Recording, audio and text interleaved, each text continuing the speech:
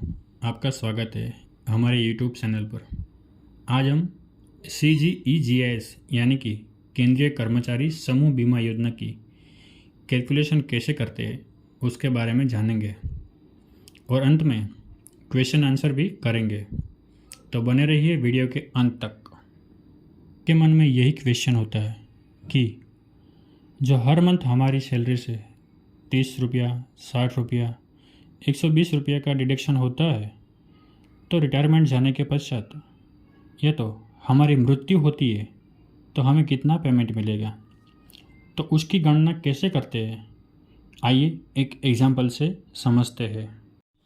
मोहन नाम का व्यक्ति ग्रुप सी में 12 जून 1985 को BSF में कांस्टेबल के तौर पर भर्ती होता है और प्रमोशन लाकर वह असिस्टेंट सब इंस्पेक्टर यानी कि ASI बन जाता है और ASI में ही वह 30 अप्रैल 2024 को रिटायर्ड हो जाता है, यानी कि वह ग्रुप सी में ही रहेगा। कैलकुलेशन करने से पहले हम इन 6 पॉइंट पर चर्चा कर लेते हैं। पहले तो इसमें आएगा कि ग्रुप जो भी रिटायरमेंट जाता है तो वो किस ग्रुप से रिटायर्ड होता है, यानी कि A, B और C।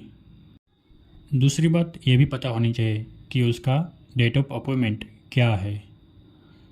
तीसरा, उसका डेट ऑफ एनरोलमेंट कब हुआ है, यानी कि कोई भी कर्मचारी 1 जनवरी के अलावा चाहे किसी भी डेट पर ज्वाइन करता है तो उसका एनरोलमेंट अगले साल से ही होता है, यानी कि मोहन के केस में उसका ज्वाइनिंग डेट 12 जून 1985 है तो उसका डेट ऑफ एनरोलमेंट 1 जनवरी 1986 को होगा।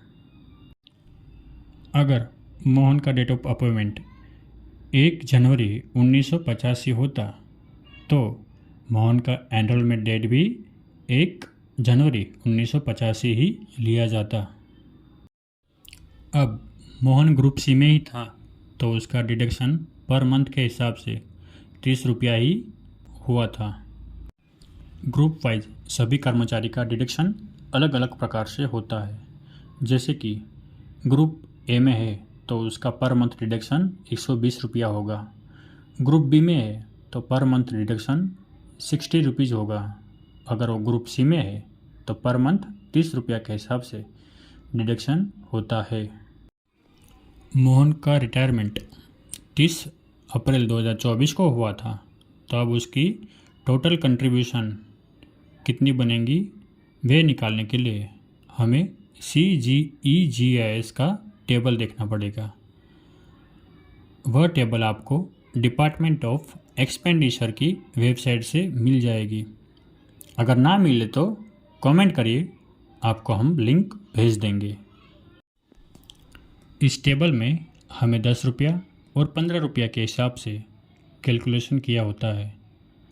इनमें से हमें 15 रुपया वाला कैलकुलेशन देखना है। जैसे कि मोहन अप्रैल 2024 में रिटायरमेंट हुआ था तो हम अप्रैल 2024 और उसका एनरोलमेंट 1 जनवरी 1986 से हुआ था तो हम 1986 की रो में और अप्रैल 2024 के कॉलम में जो अमाउंट है उस अमाउंट को लेंगे।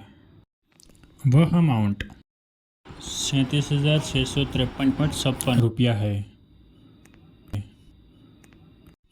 अभी यह अमाउंट 15 रुपये के हिसाब से की गई है, जबकि मोहन का कंट्रीब्यूशन तो 30 रुपया था। तो इस कैलकुलेशन को हम 2 से मल्टीप्लाई कर देंगे और जो वैल्यू हमें मिलेगी वह मोहन को फाइनल पेमेंट के तौर पे मिल जाएगी, यानी कि वह अमाउंट है जो कि मोहन को दी जाएगी। अगर मोहन का डेथ 15 अप्रैल 2024 को होता तो मोहन को सेविंग एलिमेंट की राशि तो मिलेगी, साथ में इंश्योरेंस का भी पेमेंट होगा।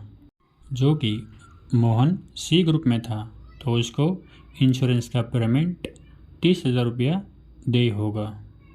यह पेमेंट ग्रुप वाइज अलग अलग होता है, जो कि नीचे चार्ट में दिया गया है। अब आइए हम देखते हैं क्वेश्चन आंसर।